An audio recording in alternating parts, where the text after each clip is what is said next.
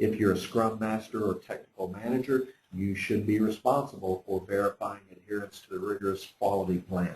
And finally, done means done. In an Agile world, you don't get partial credit for the 90% complete. It's either done or it's not. So definitely continue that as you're doing dual shore offshore. Okay, well, it's one slide on ending the project. Well, metrics, get your metrics.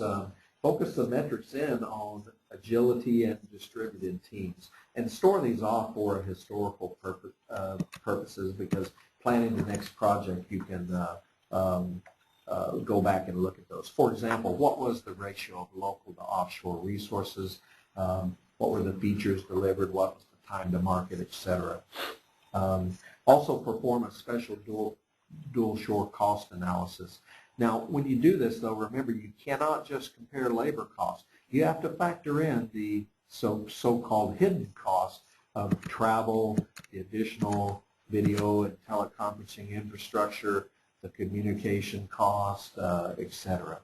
Work up on lessons learned, what dual shore practices worked and which did not, and continue to refer to that for continuous improvement. And finally, if you would like to become known as the greatest leader of all time, budget and plan a project ending celebration where the entire team is together face to face. Now, I know that sounds a little bit odd because, hey, the project's already in the can, but it's one of those things, you know, where you need to follow through and reward the people that made that project successful. At a minimum, at least sponsor and fund each sub-team celebration. And developers, as you all know, will definitely remember that. Okay, wrapping up here.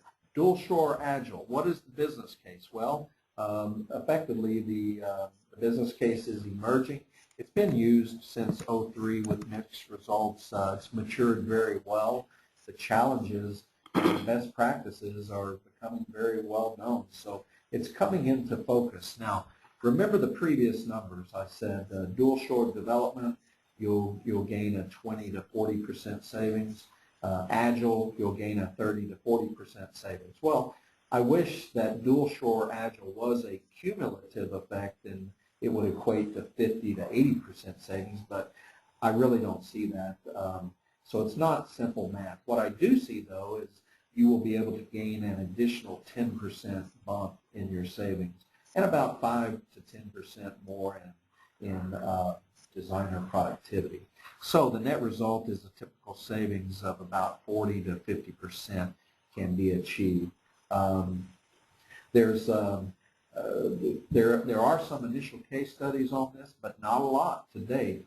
Forrester Research has some good captures of this impact, but for some reason they don't really have hard numbers with it. But I will say Yahoo, IBM, Microsoft are all doing dual shore Agile at this point. Recently there was an online auction company which partnered with an Agile India-based team and delivered 24 iterations over 16 months for a 30% productivity increase and a 40% savings.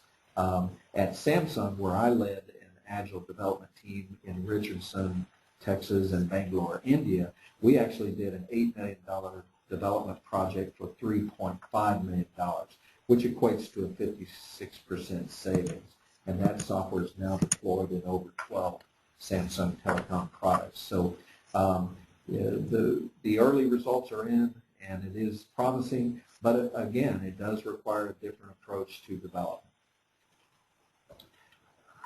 Conclusion or takeaways. As I've said before, hard data evidence exists for dual shore outsourcing. Hard data evidence exists for Agile methods. And when you combine these, some early data is in and it looks very promising.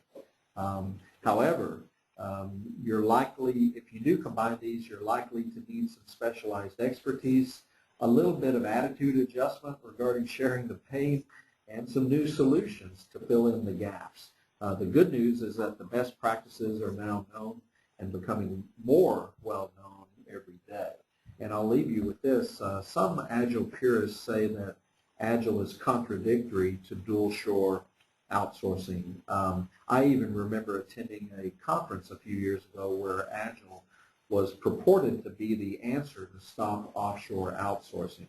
Well, I'll be the first to admit that co-location and face-to-face is always better.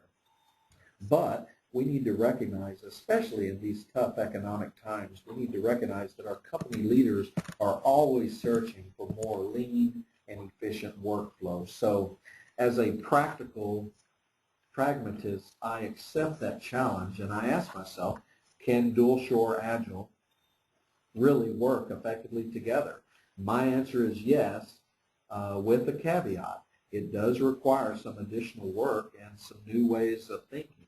And I would even take it a step further. When you consider the challenges associated with traditional offshore outsourcing, such as status visibility, trust, technical capability, communication, oh my gosh, what are we going to get in 6 to 10 months and so on, I'm convinced that Agile methods are actually a natural fit and are not contradictory to that. So it's very much a part of the answer and not a part of the problem. So with that, I'm going to end today. Thank you very much. It looks like I've gone over about 5 minutes, but we're going to turn it over to Hemant for any questions.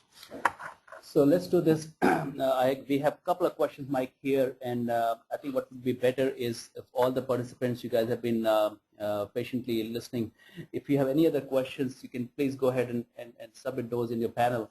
In the meantime, I'm going to move, while you're doing the questions, just spend a couple minutes on the Synergism introduction in the next few pages, and then we'll come back to questions, so that way, even if we go over time, people who have time constraints can drop off. So with that, the next slide, the Synergism overview, is essentially everything you heard so far from Mike about practicing dual shore Agile. That's what Synergism actually does. We've been doing it for a while, and we have been able to consistently deliver up to or almost consistently 50% cost advantage to our clients using this dual shore Agile method of delivery, and we feel that's really a win-win, where you get the responsiveness and the benefit of Agile's approach and the cost advantage of the offshore that comes with it, and they do go hand in hand.